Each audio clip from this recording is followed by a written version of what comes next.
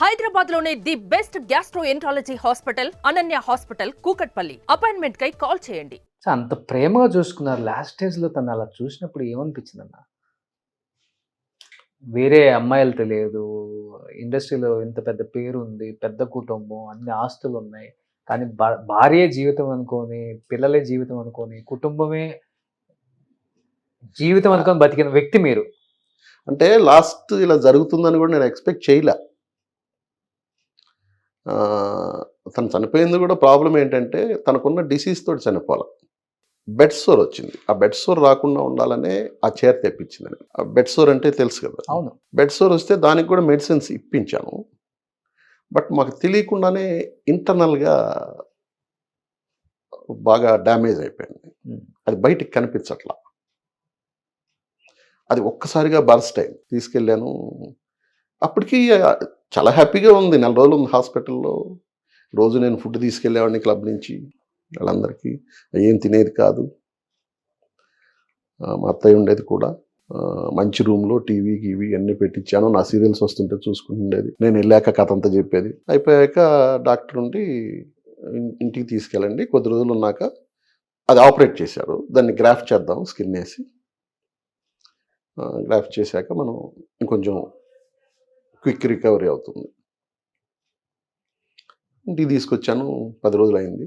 10 రోజుల తర్వాత తీసుకెళ్తే ఇంకొంచెం డ్రై అవ్వనివ్వండి అన్నది. ఇంకొక 10 రోజులు అని అంటే ఇంకొక 15 రోజుల దాకా ఇక్కడ నర్సుని అందరిని పెట్టాను. తీసుకెళ్తే గ్రాఫ్ట్ చేద్దాం అన్నారు. గ్రాఫ్ట్ చేశారు, తీసుకొచ్చారు. నేను ఐఎమ్ ప్రిపేరింగ్. మళ్ళీ తన ఇంటికి తీసుకొస్తే కింద బటక్స్కి ఆపరేషన్ జరిగింది. తను ఎలా బెడ్ అన్ని అరేంజ్ చేయాలి, ఐఎమ్ ప్లానింగ్ దట్. దీంట్లో ఉన్నాను అన్నమాట. తను బౌల్కి వెళ్ళాలన్నా తనకి కంఫర్ట్గా ఎలా ఉంటుంది, ప్రతిసారి లేపు తీసుకెళ్ళలేము ఇంత మానిందాక. తనకి వేరే బెడ్ అసలు చేయిద్దాము కార్పెంటర్ని పిలిపించి. ఈ ప్లానింగ్లో ఉండగా ఒకరోజు మార్నింగ్ మా అత్తయ్య ఫోన్ చేసి కొంచెం ఆ గ్రాఫ్టింగ్ అని మరుసటి రోజు బ్రీత్ ప్రాబ్లం వస్తుంది, ఆక్సిజన్ పెట్టారు. బ్రీత్ ప్రాబ్లం రావడం ఏంటి, ఇప్పుడే అడిగింది, నేను మా ఆయన్ని చూడాలి ఒకసారి రమ్మని.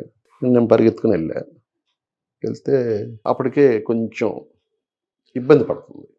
అసలు అది ఎందుకు వచ్చింది అనేది నాకు అర్థం కావట్లేదు. నాకు ఏదైనా తాగాలని ఉంది అంది. ఏం తాగుతావు అంటే గ్లూకోజ్ తాగుతాను, ఆరెంజ్ గ్లూకోజ్. గబగబా కిందకి పంపించి గ్లూకోజ్ తెప్పించి గ్లాసులో కలిపి నేనే ఒక 1 స్పూన్ పోస్తానే నన్ను చాలా చిరాగ్గా అరిచింది. అది కొంచెం చప్పగా ఉంది, స్వీట్గా కలపచ్చు కదా అని చెప్పి. సరే మళ్ళీ కలిపి ఒక 3-4 స్పూన్స్ నేను పోసాను.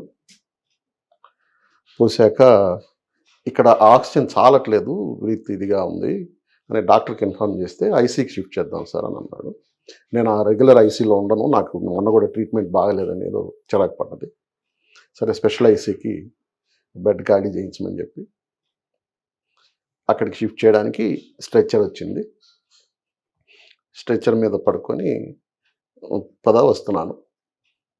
ఎందుకంటే నేను ఆమెతో వెళ్తుంటే జనాలందరూ కొంచెం పోగవుతున్నారు. ఎవరు సార్, ఏమైంది సార్ అని చెప్పి. అని ఆమెను తీసుకెళ్ళండి నేను వస్తున్నా అంటే నా చేయి పట్టుకొని నేను ఇంక బతకనేమోనండి అని అంది ఒకటే మాట. That is the last word. నాతో మాట్లాడిన లాస్ట్ వర్డ్. అందరు ఎవరితోనైనా మాట్లాడిన లాస్ట్ వర్డ్ అది. నా చేయబట్టుకొని నేను ఇంకా బతకనేమో ఉన్నాను. ఏం లేదు, నువ్వు వెళ్ళని చెప్పి చెప్పాను. Within 24 hours.